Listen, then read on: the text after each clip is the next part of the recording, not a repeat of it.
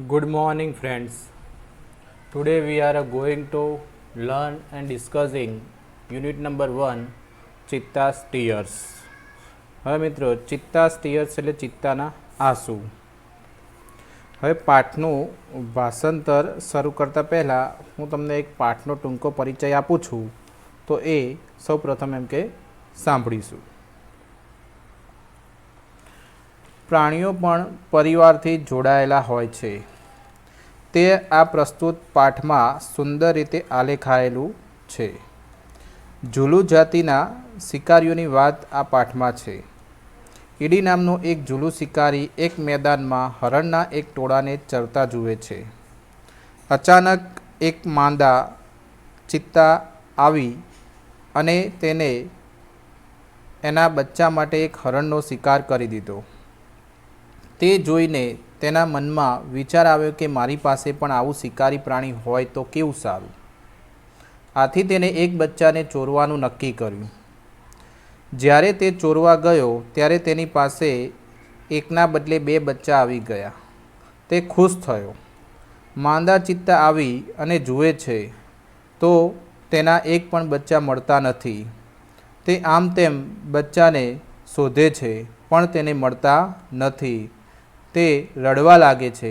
તેનો રડવાનો અવાજ સાંભળીને સન્નો નામનો એક ઝુલુ શિકારી સમજી જાય છે કે શું થયું હશે. સન્નોને ખ્યાલ આવી ગયો કે આવું કૃત્ય ઈડીનું જ હશે. આથી તેને બચ્ચા શોધવા પ્રયત્ન કર્યો અને અંતે સન્નોને આ બચ્ચા મળી ગયા. તે પોતાના ખભા ઉપર બચ્ચાને લઈને માંદા ચિત્તાને આપી આવે છે. ઈડીના આવા કૃત્યથી સમગ્ર જાતિના સભ્યો તેના પર ગુસ્સે થયા. સન્નો અને સમગ્ર જાતિના સભ્યોએ ભેગા મળીને ઈડીને તેમના ગામમાંથી કાયમ માટે દૂર કરવાનો નિર્ણય કર્યો. ખૂબ જ લાંબુ રડવાને કારણે માંદા ચિત્તાના ચહેરા પર કાયમ માટે ડાઘ પડી ગયા હતા. આવી વાત આ પાઠમાં રજૂ કરવામાં આવી છે. તો હવે મિત્રો આપણે લાઇન ટુ લાઇન ભાષાંતરની શરૂઆત કરીશું, તો તમે એમ કે શાંતિથી સાંભળજો.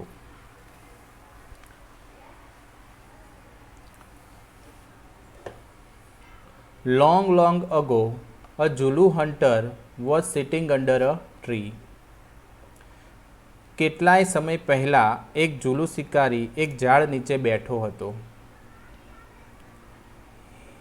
His name was Idi. તેનું નામ ઈદી હતું. He saw a large herd of deer grazing in lush green meadow. ગ્રાઝિંગ એટલે ચરવું, લસ એટલે લીલુંછમ, ગ્રીન મેડો એટલે લીલું ઘાસનું મેદાન. તેણે તે લીલા ઘાસના મેદાનમાં હરણના એક ટોળાને ત્યાં ચરતું જોયું. He said to himself, તેણે મનમાં વિચાર્યું, These deer are really wonderful. આ હરણ ખરેખર અદ્ભુત હોય છે. But I have to run a lot to catch one of them. પણ તેમાંના એકને પકડવા માટે મારે ખૂબ દોડવું પડે. Can't there be an easy way to get one? તેને પકડવા માટે કોઈ સહેલો રસ્તો ન હોઈ શકે? Suddenly, એકાએક કે અચાનક, he saw a female cheetah crawling silently closer to the grazing animal. He saw a female cheetah, એક ફિમેલ ચિત્તાને ત્યાં જોયો, એટલે કે માંદા ચિત્તાને ત્યાં જોવે છે કે crawling silently closer to the grazing animal, જે એમ કે પ્રાણીઓ ચરી રહ્યા છે તેની નજીક એમ કે તે ધીમે ધીમે સરકીને જઈ રહ્યો છે. Then she leapt and caught a deer. પછી તે કૂદકો મારે છે અને એક હરણને પકડી લે છે.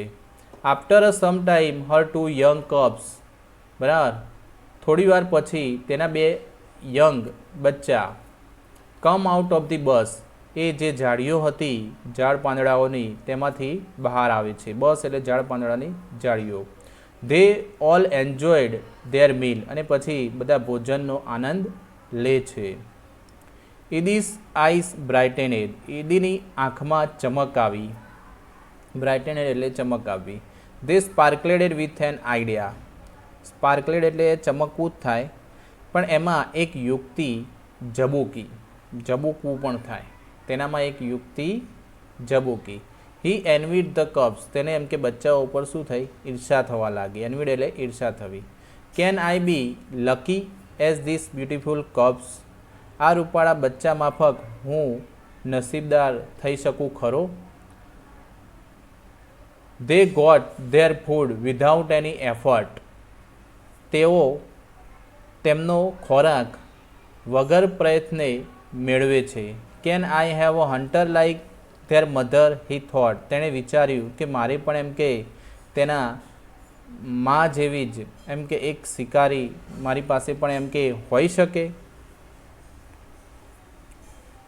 હી decided to catch a young cups and train it to hunt for હિમ, તેણે એક નાના બચ્ચાને પકડી તેને પોતાના માટે શિકાર કરવાની તાલીમ આપવાનું નક્કી કર્યું. હી ડિસાઇડ એટલે નક્કી કર્યું. He catch a young cub એટલે નાના બચ્ચાને પકડવું.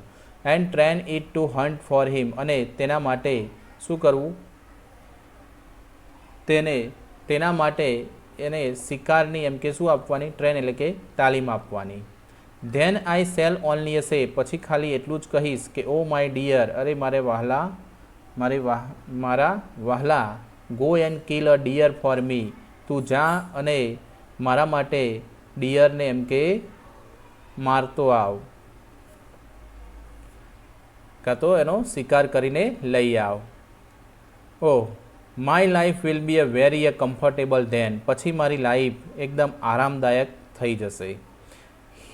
હી was a quite a pleased with his own idea, તે એમ કે તેના આઈડિયાથી એમ કે શું હતો, ક્વાઇટ પ્લીઝડ એટલે કે તદ્દન ખુશ હતો.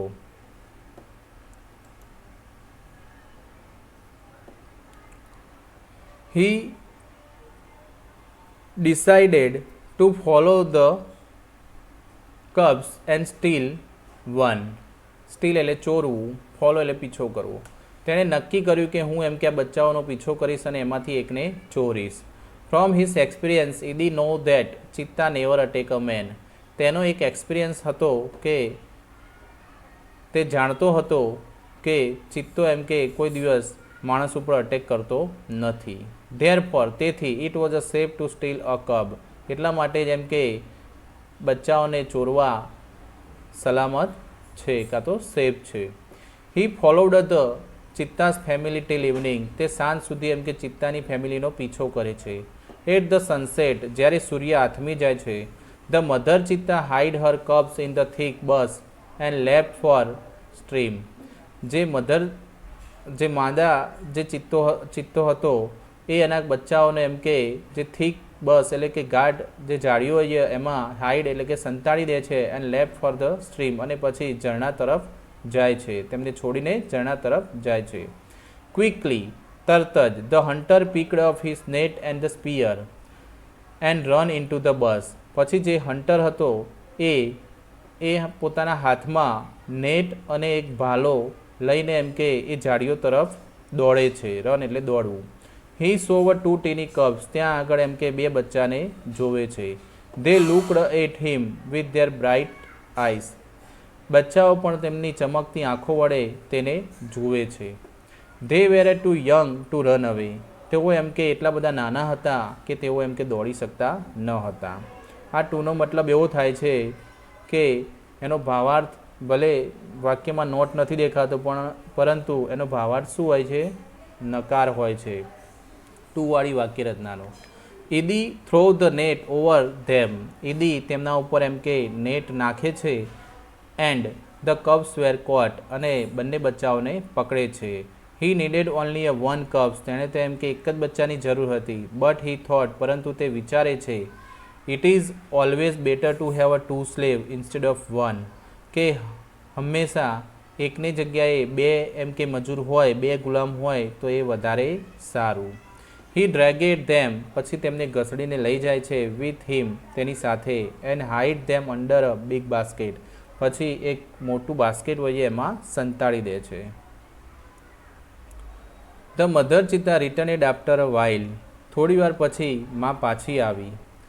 C did not find her cubs, તેણે બચ્ચા જોયા નહીં. She look at all around, તે આ બધી બાજુ તેણે જોયું. First of all she become angry, તે એમ કે પહેલાં તો ગુસ્સે થઈ, એન્ડ જમ્પડ વાઇડલી, અને એક મોટો કૂદકો છલાંગ લગાવી. સી સ્નિફેડ ઓલ અરાઉન્ડ, તેણે એમ કે બધી જ જગ્યાએ એમ કે સૂંઘ્યું હતું. બટ આલાસ, પરંતુ દુઃખભર્યું એ હતું, દુઃખની બાબત એ હતી કે, આલાસ એટલે દુઃખને લગતો શબ્દ છે, કે દુઃખની બાબત એ હતી કે she could not find her dear babies, પરંતુ તેને તેના નાના બચ્ચા મળ્યા નહીં.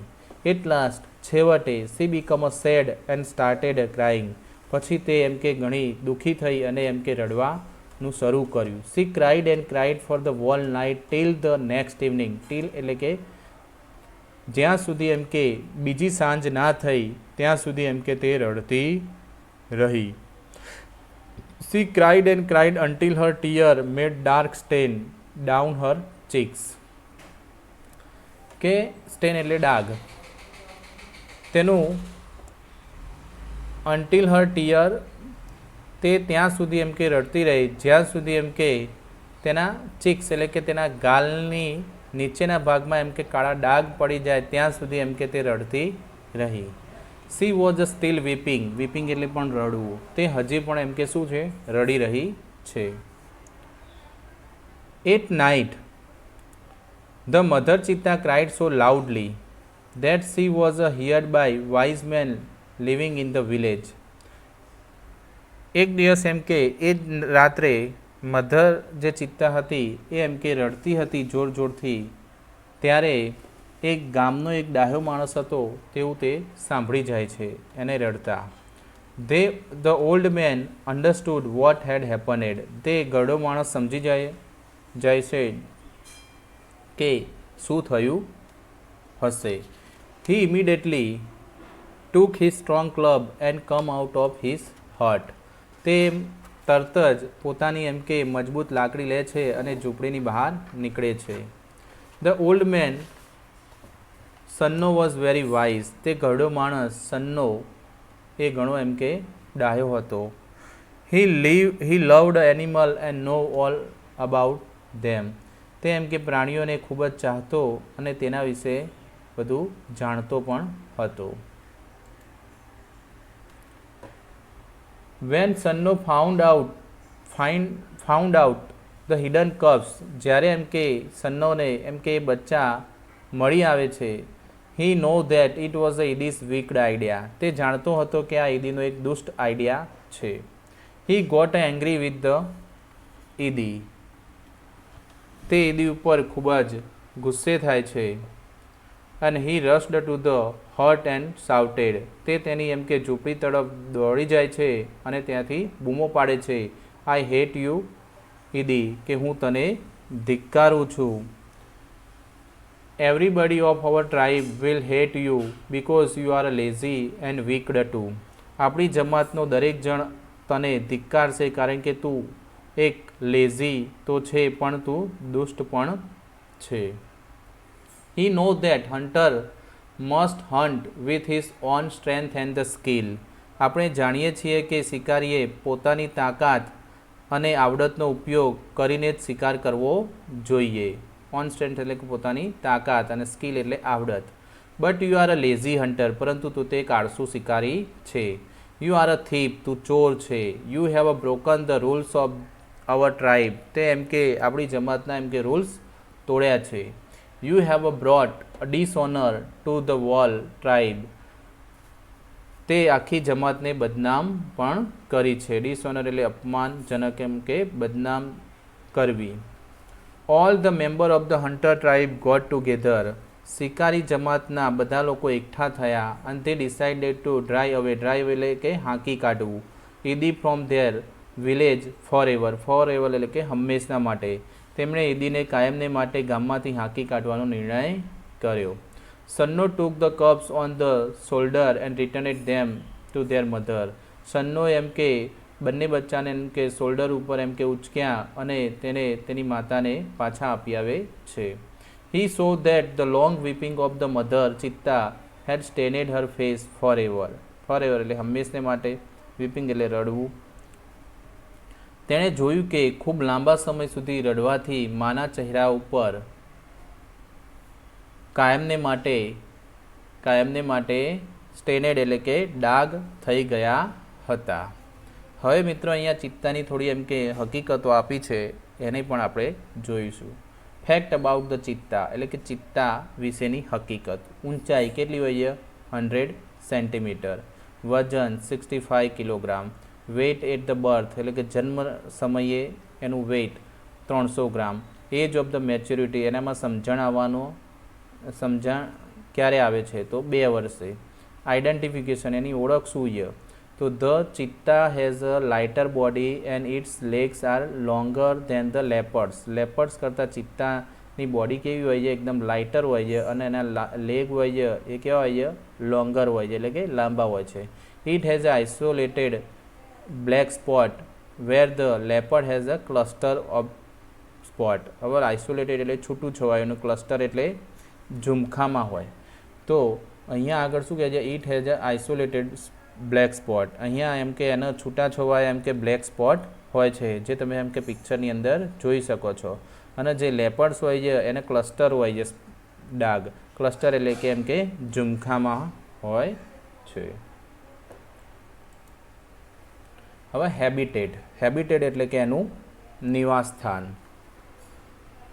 ચિત્તાસ usually live in open forest કે ચિત્તો હંમેશા ઓપન જંગલમાં રહે છે. Presently they are found mainly in Africa. હાલમાં તો મુખ્યત્વે આફ્રિકામાં જોવા મળે છે. We had a lot of cheetahs in India. ભારતમાં પણ ઘણા ચિત્તા હતા. But last one was shot by hunter around 1950. પણ ભારતમાં છેલ્લા ચિત્તાને 1950ની આસપાસ શિકારીઓએ ગોળીઓ મારેલી. હેબિટ્સ એટલે કે એની આદતો. It is the fastest animal on the earth. ધરતી પરનું સૌથી ઝડપી પ્રાણી છે. Its top speed can be around 100 kilometre per hour. વધારેમાં વધારે કલાકના 100 કિલોમીટરની ગતિ હોઈ શકે. But it can maintain this speed only for a very short distance. પણ આટલી ગતિ બહુ થોડા અંતર માટે જાળવી શકે છે. Sometime it can take leap as long 25 metre. કોઈ વાર તે આશરે 25 મીટર લાંબો કૂદકો મારી શકે છે. It ક્રીપ્સ silently. ક્રીપ્સ એટલે સરકવું. સાયલેન્ટલી બિહાઇન્ડ ધ પ્રે એટલે કે એનો શિકારની પાછળ. બિહાઇન્ડ એટલે પાછળ. And then leaps up and catch it. કોઈક વખત તો એમ કે તે તેની શિકારની પાછળ એમ કે સરકીને આગળ વધે છે અને પછી તે એકદમ શું કરે છે? કૂદકો મારે છે અને તેને પકડી લે છે એના શિકારને. It does not preserve its prey. તે તેનો જે ખોરાક હોય છે, જે એમ કે પ્રે એટલે એનો શિકાર કરેલો ખોરાક, એને એમ કે પ્રિઝર્વ એટલે સાચવતો નથી. This sometimes cases a death of. જેના કારણે શું થતું હોય છે? કેટલીક વખત તો એમ કે causes death of the cubs and young cheetahs. આથી કેટલીક વાર બચ્ચાનું કે નાના ચિત્તાઓનું મોત થાય છે. આથી કેટલીક વાર ચિત્તાઓનું કે નાના ચિત્તાઓનું કેટલીક વાર બચ્ચાનું કે નાના ચિત્તાઓનું શું થાય છે? મોત થાય છે. It is a solitary creature. આ કેવું પ્રાણી છે? સોલિટરી એટલે એકલવાયુ પ્રાણી છે. It does not live in a group or the herd. તે એમ કે ગ્રુપમાં કે ટોળામાં રહેતું નથી. Its family separate as soon as the cubs are mature. જ્યારે એમ કે કબ્સ મેચ્યોર થઈ જાય છે, બરાબર, સમજણા, ત્યારે એમ કે એ ફેમિલીથી શું થાય છે? સેપરેટ એટલે કે અલગ થઈ જાય છે. હવે ડાઇટ, એનો ખોરાક શું છે? કે મીડિયમ સાઇઝ બક્સ એટલે કે કાળિયાર આર ઇટ્સ મેઇન ફૂડ. મધ્યમ કદના કાળિયાર એ તેનો મુખ્ય ખોરાક છે. ઇટ ઓલ્સો કેચીસ અ હેર્સ એટલે કે સસલું એન્ડ લાર્જ બર્ડ તે કોઈક વખત એમ કે સસલા કે મોટા પક્ષીઓને પણ પકડે છે. કબ્સ એટલે બચ્ચા. The female give birth to 2 to 4 cubs at a time. મધર 2 થી 4 બચ્ચાઓને એક સાથે જન્મ આપે છે. They are a very beautiful with long silver grey fur. લાંબી રૂપેરી રૂવાટીથી બચ્ચા બહુ સુંદર લાગે છે. The mother calls them by giving a high pitched whistle like a bird. પક્ષીની પેઠે તીવ્ર સિસોટી જેવો અવાજ કરી માં બચ્ચાને બોલાવે છે. મધર કોલ્સ ધેમ કેવી રીતના બોલાવે છે? તો પક્ષીની પેઠે તીવ્ર સિસોટી જેવો અવાજ એટલે પક્ષીની પેઠે એટલે કે પક્ષી જેવો એમ કે તીવ્ર સિસોટી જેવો અવાજ કરીને તેને બોલાવે છે. Thank you friends.